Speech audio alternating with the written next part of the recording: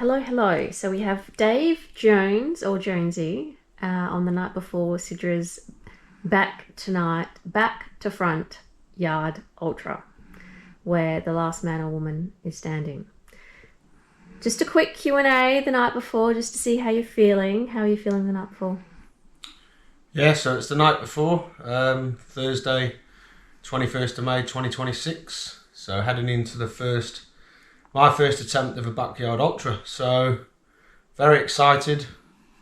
It's been quite a busy week. So prep took a bit of a stall early this week. We had some gastro issues, which led to us going to the doctors.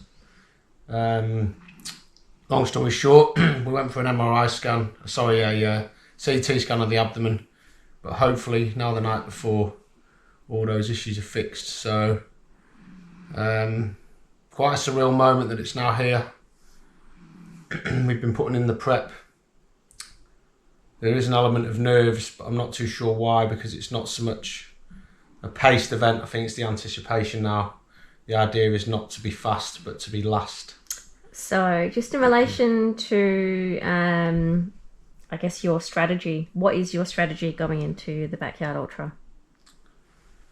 So the strategy's already started. So with the help of the interviewer, which is my beautiful wife, Nikki. So the prep started in the background weeks ago, getting the right equipment. So we've gone from the running vest we're using is from a company called Runley, down to the creeper socks. So we've got a lot of ideas from watching YouTube documentaries.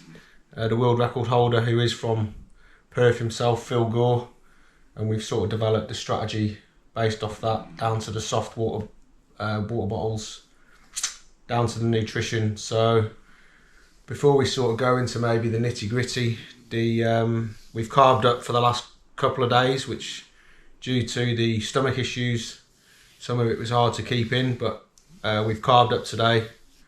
We will try and get a good night's sleep tonight, and then have a nice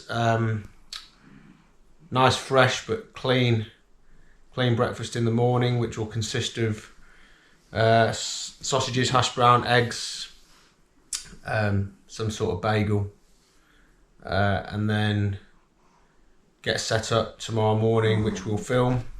Bearing in mind this is our first attempt at vlogging, so once this does go live, keep the comments polite, please. Once we've set up, we'll head back home, get some sleep, head back down for registration. So I have been assigned bib 42. There is 100 starters, and the strategy really from lap 1 will be to not get excited. So I'm going to be aiming for 45 to 47 minute laps. So for those that don't know what a backyard ultra is, it's a 6.71k loop.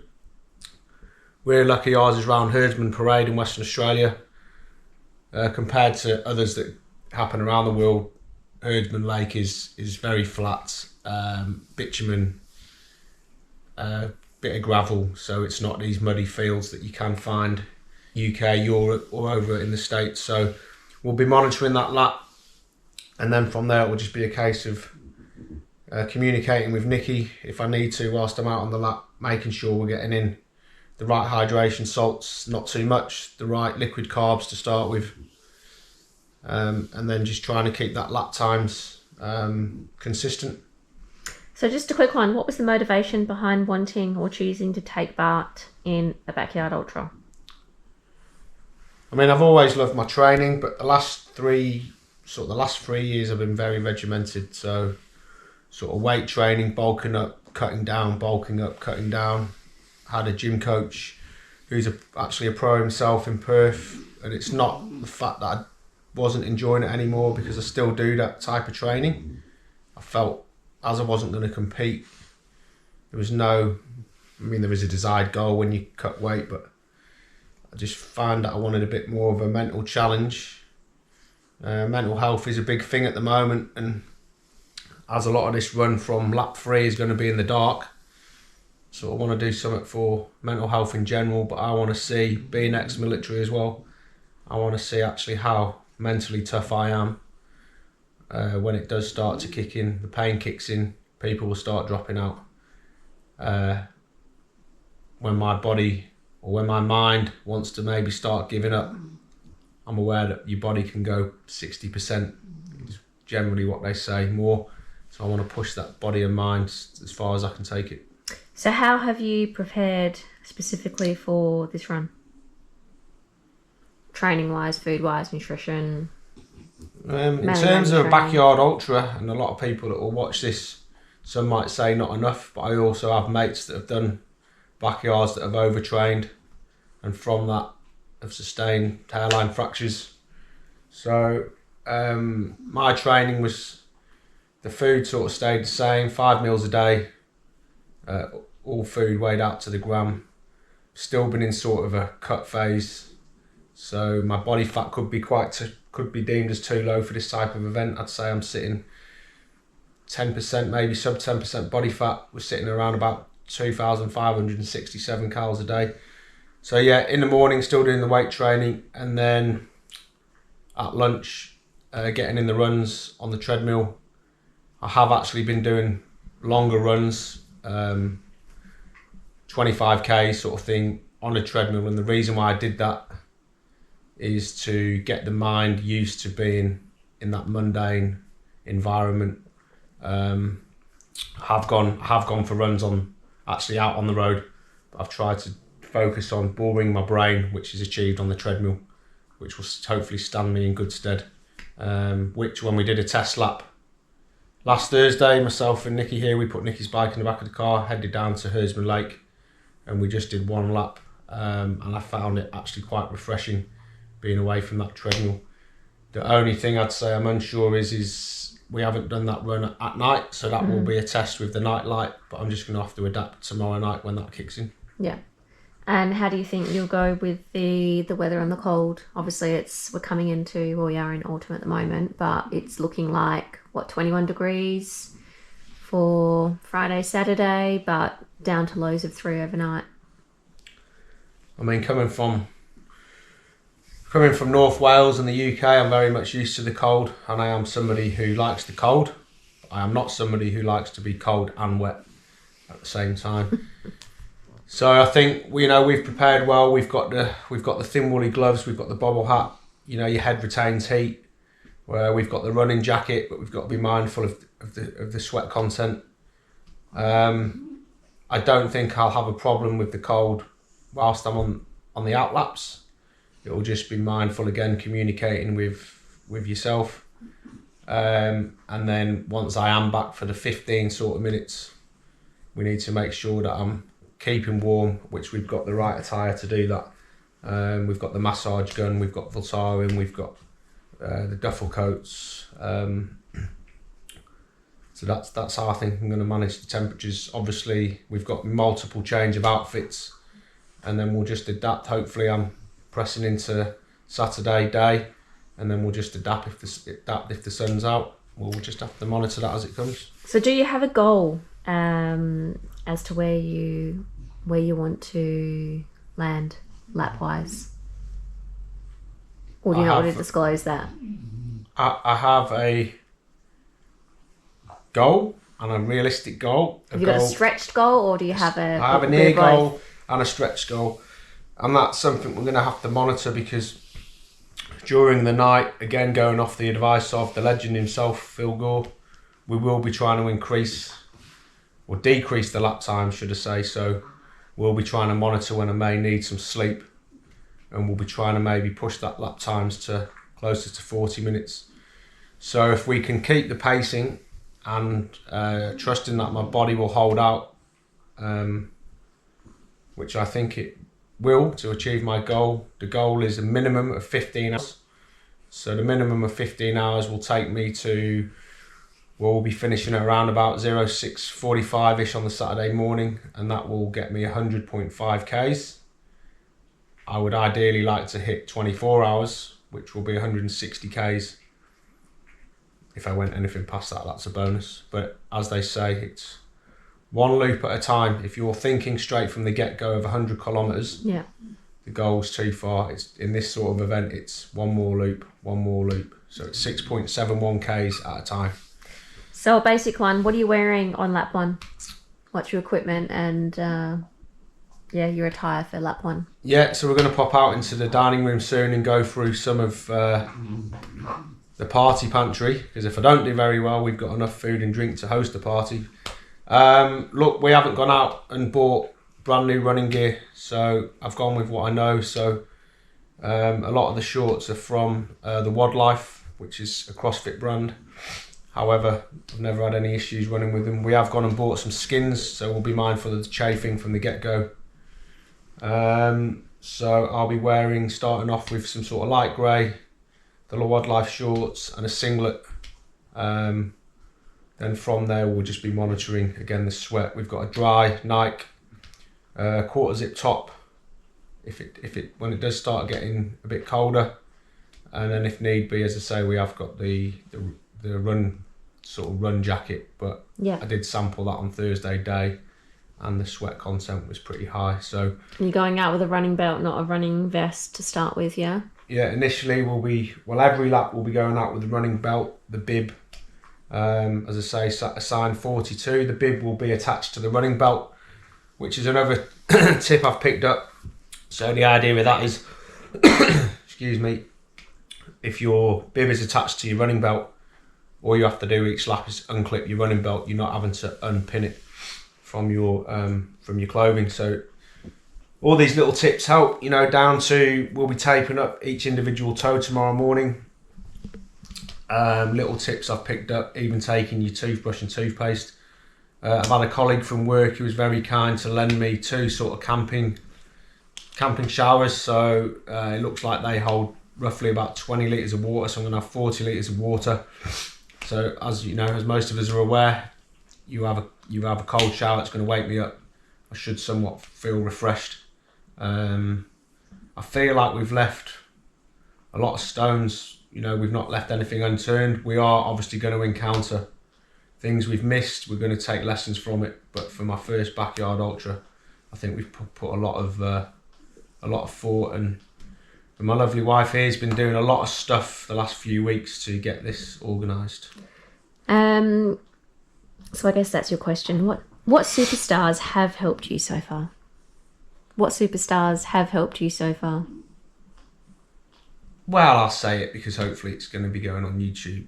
You're the first superstar, because without your preparation, especially with what I do for work, 12-hour shifts, so I haven't had the time to go out there and get the food myself. So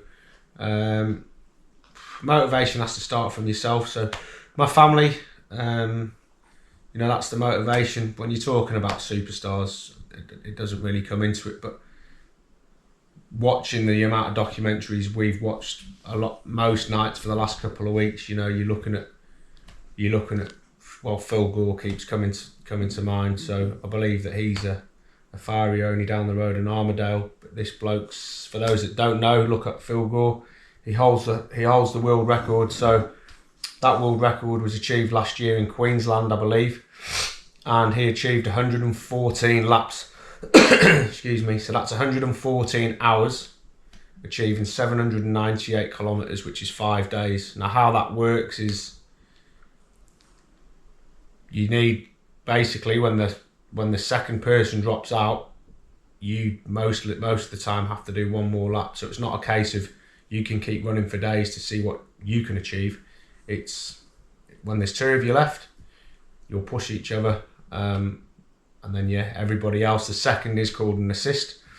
Everybody else is called as a DNF, which most people know that as did not finish, but it's actually, I believe, stands for did not fail.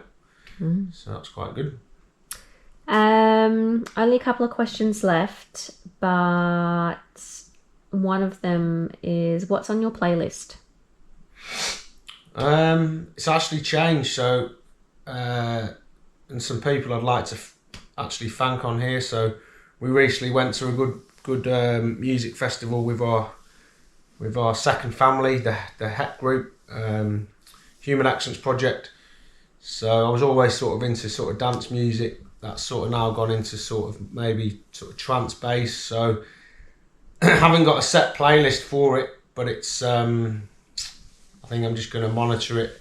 You know, that night's going to get lonely. It could be anything from Eminem to Ellie Goulding. It could be random things where something will come into my mind, and it might be that one song that's going to get me motivated. Maybe a song even a that I just podcast, heard, yeah? a song that I actually heard yesterday, which is on my phone. It's by somebody called Lewis V. It's quite a good bouncy song.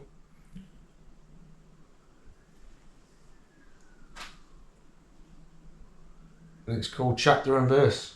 So that just popped up onto my Spotify. So that will be getting played at some point during the witching hours, the graveyard hours, as they say.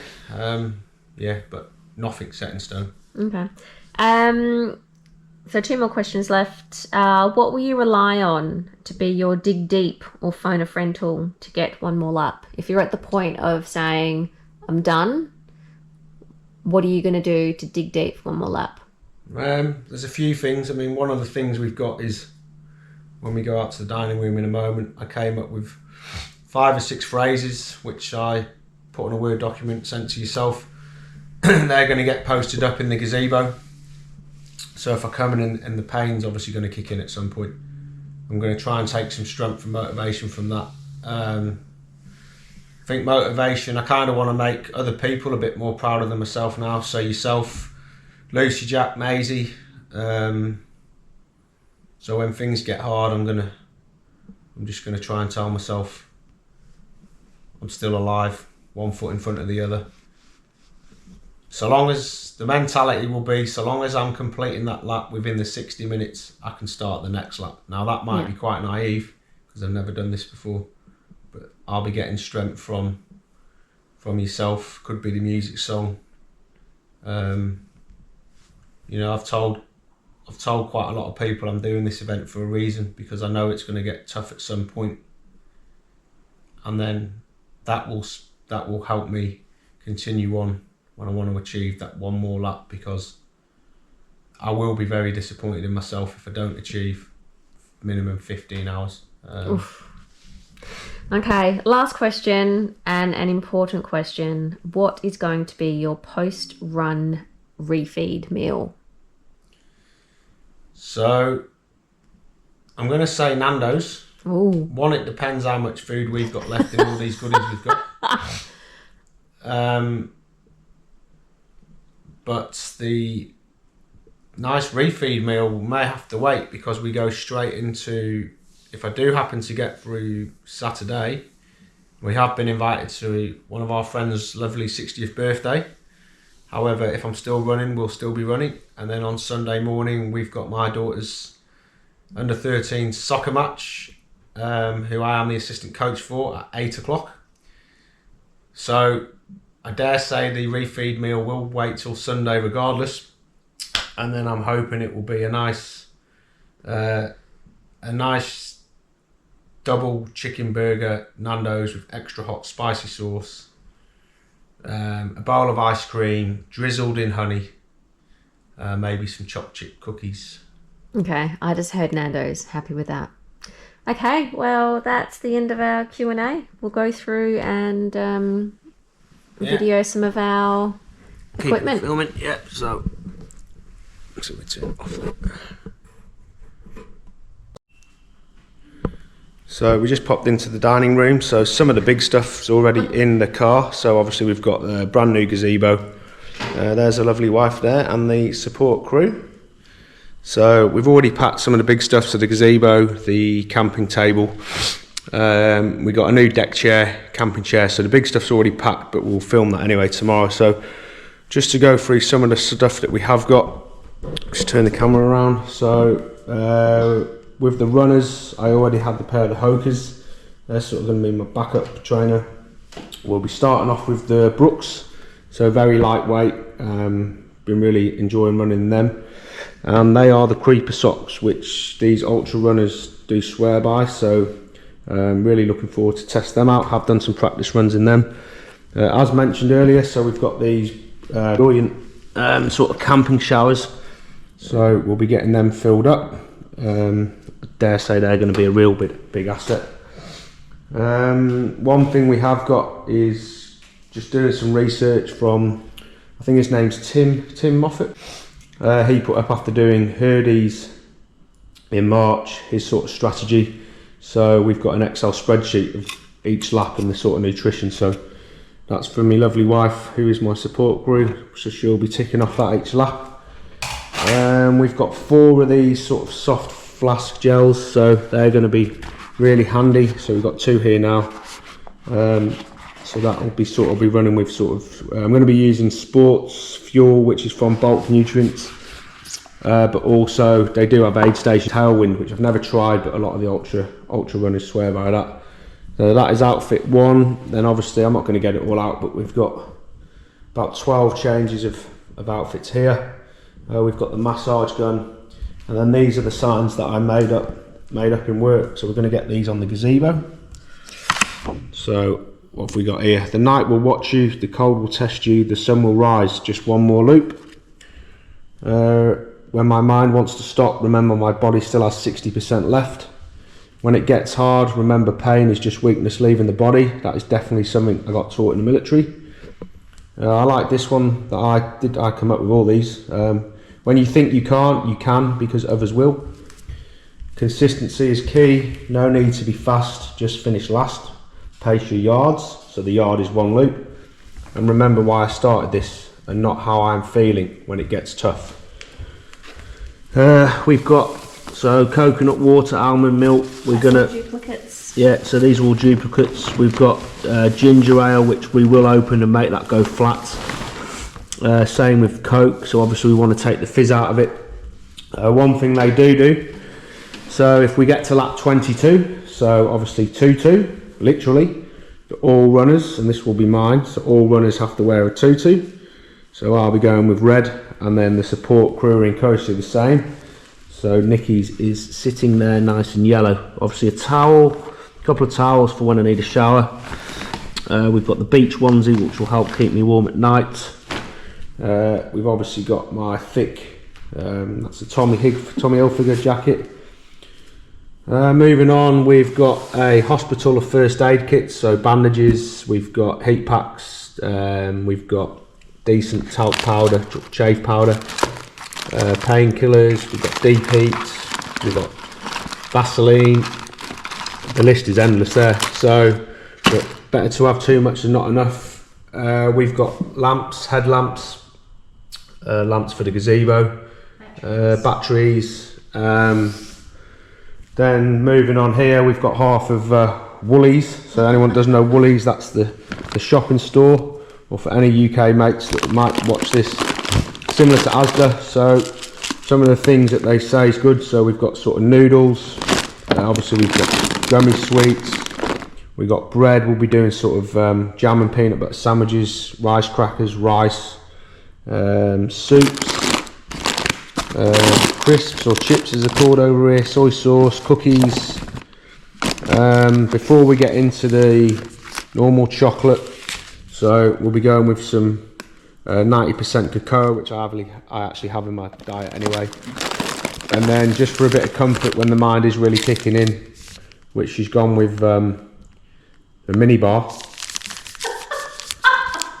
Don't really know what that's going to do. I'll eat that in one bloody hit. So she might need to go back to the shop tomorrow. But that's where we'll be bringing in the sort of chocolate. I am mindful that some people do say once you start introducing sugar, you kind of need to keep going, because obviously then you run the risk of peaks and troughs.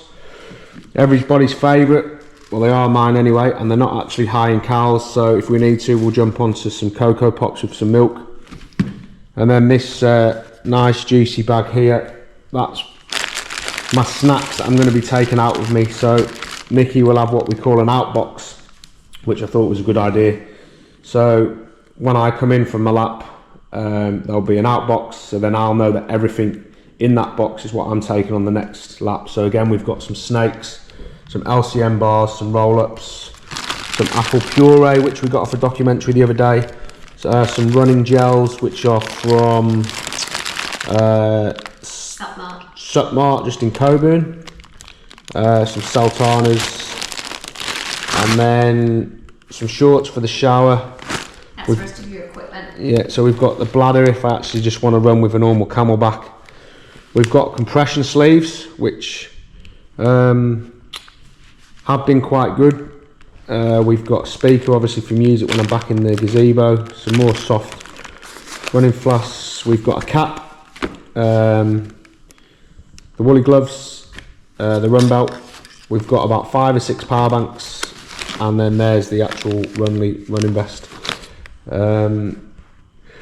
I was considering buying the some of the Shokz earphones, but for the first one, I mean, we've spent quite a bit of money on this, so I'm just going with the normal earpods, and then I have got over-the-head earphones, and that's just going to be trial and error. So I think we've prepared well. So yeah, so night before, it's now 9:23 in the evening, so it's time for the support crew wife to enjoy a glass of red wine. Ironically, it's 6 months tomorrow that I've not touched a drop of alcohol, so it's ironic that date. And then it'll be an early night, and we will see you in the morning, where I will show you from breakfast all the way through to the setup, and we'll get the event going. And hopefully, once we get this edited, we'll at least put something semi-decent together, watch back and see how we go. All right, time to hit the bed. Good night. Alright, morning guys, turn it around.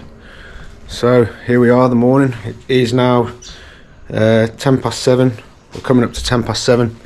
So race day. So we've been up since 5 o'clock this morning, which is normal wake up time for me really. So we've just had the first breakfast, which was 70 grams of oats, 150 grams of blueberries, 10 grams of 90% Koa chocolate, and 45 grams of protein. I've actually switched that over. I was going to go with the hash brown and eggs and sausage, but we're going to have that closer to lunchtime. So yeah, we're just about to head off. So a nice crisp morning here in WA. So the car is packed, not how I normally would do it. Everywhere would have a place, but the wife's packed this one. But yeah, pretty much all ready to go, other than just my personal stuff, which obviously we'll take down when we get there this afternoon. Other than that, that bad boy will be getting used after this event, the infrared sauna. But yeah, other than that guys, we will get down there, see you shortly. So I just got down to Sidra's now, it's 7:51, so not many people yet. We can start setting up in 10 minutes.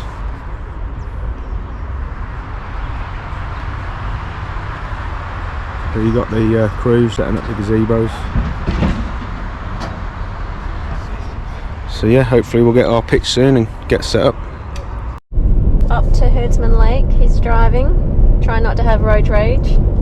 Yeah, getting pretty excited. So I think it's about 21, 22 degrees. It's feeling a little bit warm at the moment. But yeah, as we see, we're just coming into Perth CBD.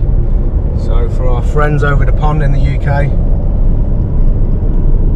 not a bad spot. So we'll see you in about 10 minutes, and we'll film getting in, and then some of the part of the setup. See you soon. Alright, here we are. So great setup, first aid stations. They've got a food truck van. We just drove in and got the flag set up.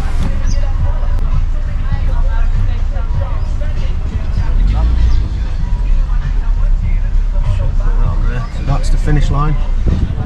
And there's the start line. So for us, and we're right in the middle actually. We'll park the car and we'll get into it. So we're all set up now. Hour and 20 to go. All the flags there. Yeah, there she is, the Welsh flag. A great setup. So show you the board. We've got 99 runners. It's pretty cool. So you've got the HQ.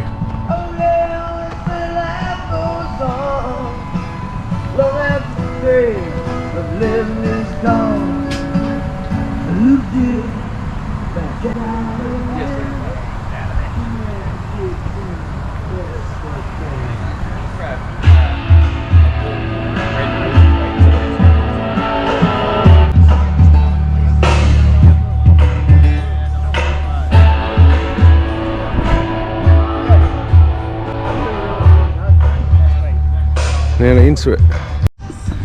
So we're located right at the finish line. So if you have a look here, right on that finish line. Luckily this year the start line's only what, maybe 25 metres. So we're all set up here. There's the wifey. So this is the setup. The signs that I made for it. Now,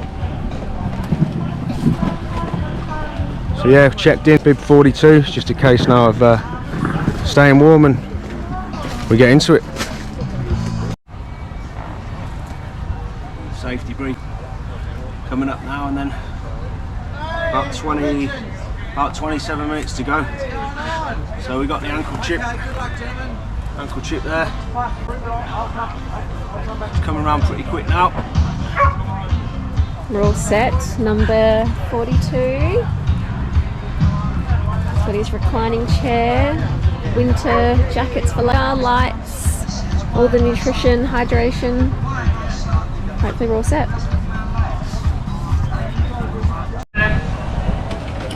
You get bonus points if you run every lap backwards too.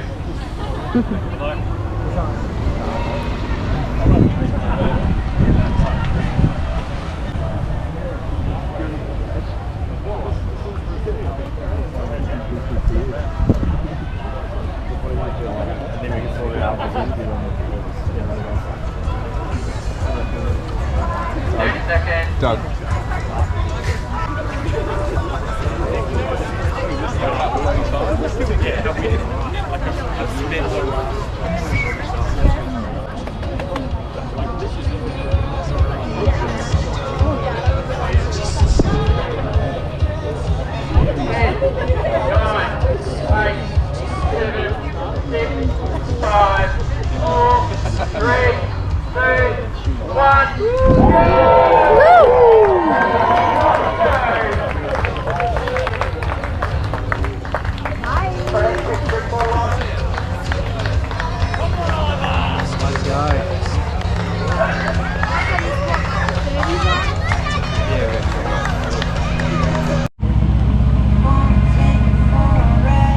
First lap is coming in.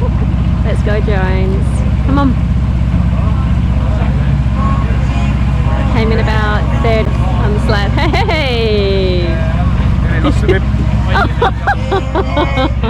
What? Lap 1 done. 44.45. Lap 2 completed.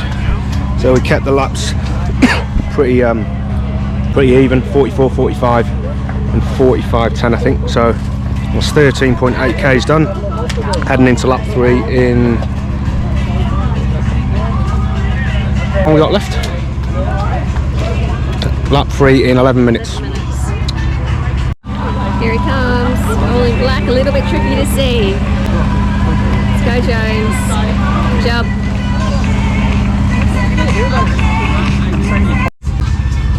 Hey, Jones has gone out for lap 6. Feeling a bit of knee pain, which is a bit surprising. He came in a little bit deflated, as he wasn't expecting to feel some knee pain. I've given him pick up the bum and he's out there, hoping that that subsides. We've put like some compression bandages or knee sleeve over his whole leg, so hoping that helps, and we'll see when he comes in next. For his next break, I'm just going to make some cutting like chicken noodle soup, just to something warm, something salty, and then I've got some protein pancakes as well, so we'll see what he chooses to eat. Okay, see you soon.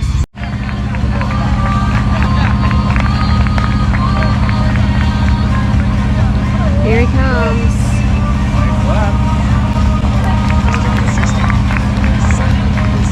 Good job, Jones.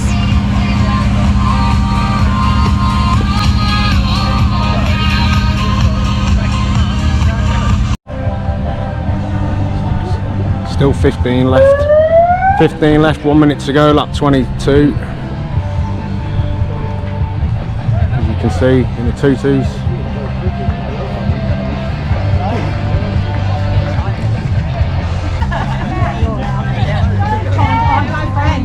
Oh, Frank, oh, look.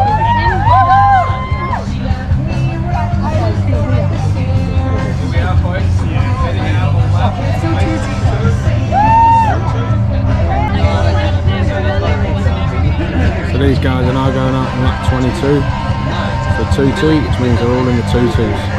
Still 15 runners left here.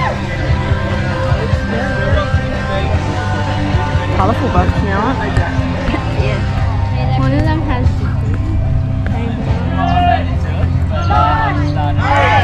7, 6, 5, 4, 3, 2, 1.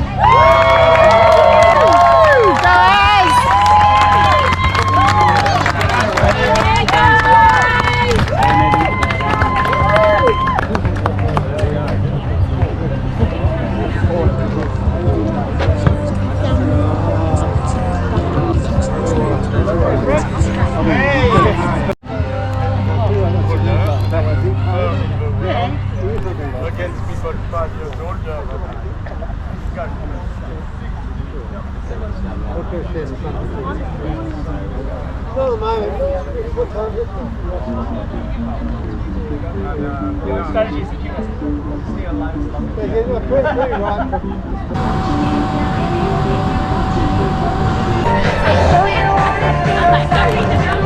Oh yeah.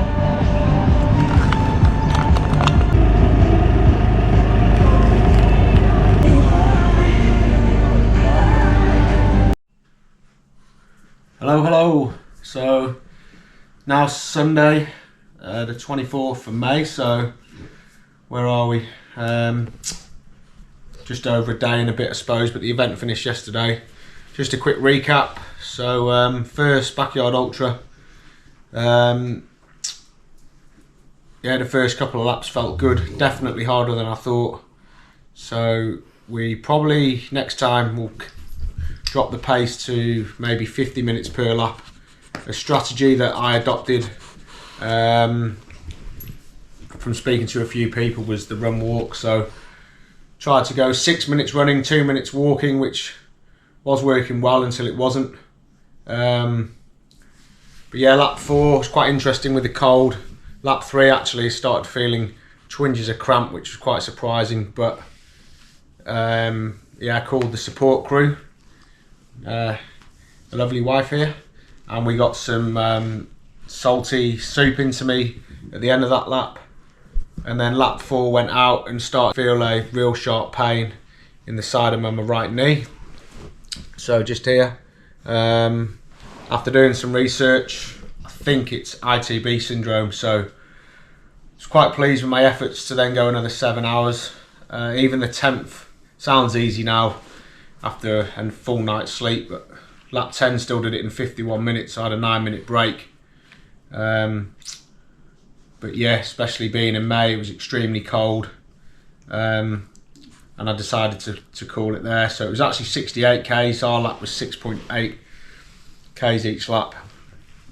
So never ran that far, so can't complain. 68 kilometres. Did line up for lap 11. What have we learned from that one? So the nutrition kind of went out the window. So I've kind of learned that the powder hydration salts is not the way to go. Probably the hydration tablets. Salt tablets. Salt. I think that I had planned for a small amount of snacks on the laps going out, whereas Jones was coming in and he was wanting more whilst he was out running, which made me think that he might not have been fueled correctly before the race. It was a tricky one because in the lead up to the race, he had severe gastro like the 4 days leading into it. So I was really mindful of the salts and the carbs and the electrolytes that he was consuming. So I think I was focusing quite heavily on that. But I think the day of the race, he may not have fueled enough, which meant that as soon as he started running, he was being depleted quite quickly. But the sugary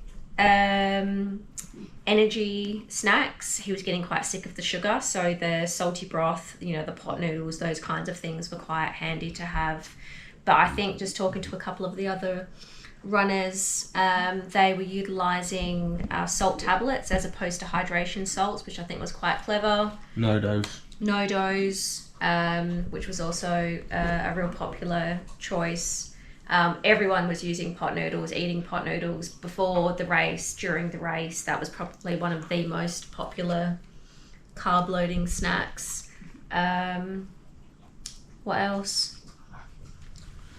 No, I think, the first few laps I was getting in 500 to 600 ml of fluids, but by the end, so yeah, maybe just lessons learnt really. I ran with two pairs of runners, which was the Brooks, which were fine. I put the Hokers on, they actually felt a bit heavier, so I'm going to try and buy some Terrenes, I think they're called. We'll quickly discuss what the next event will be. But yeah, I suppose it's all lessons learned. From chatting to the experienced ultra runners there, they even said that it was very, very cold during the night. I specifically found the midnight 1 a.m. Run pretty cold, and who knows, but no excuses. So no, I found that quite challenging, because there's obviously that window of coming in from the run and then your body temperature's dropping so quickly. Like it got down to 1 degree in certain areas of Perth. So we're out there whilst it's 2, 3, 4 degrees. You know, the doonas and blankets that I was trying to keep in our tent, as soon as Jones was coming in, they were already wet and damp. So he's coming in sweating, hot, but then we're trying to keep his body temperature quite high, which was definitely a struggle. Hot water bottle, that worked a treat. Beanie and gloves, things like that. The hooded towel, that was definitely something that worked really well for you. Like, he'd come in off a run covered in sweat, but putting the hooded towel over him to kind of absorb the sweat. We thought that he'd change his running clothes more regularly, but no one was really changing running clothes, and you didn't really change much. Changed my tops, but yeah, stayed in the same pair of shorts. I think it's an individual needs basis. First lap I went out with skins, didn't like them. But other than that, I went out one lap with thin woolly gloves on. But yeah, you know, hindsight, could have gone out and walked lap 11 maybe. We'll never know. But it's all lessons learnt for anybody considering to do a first ultra.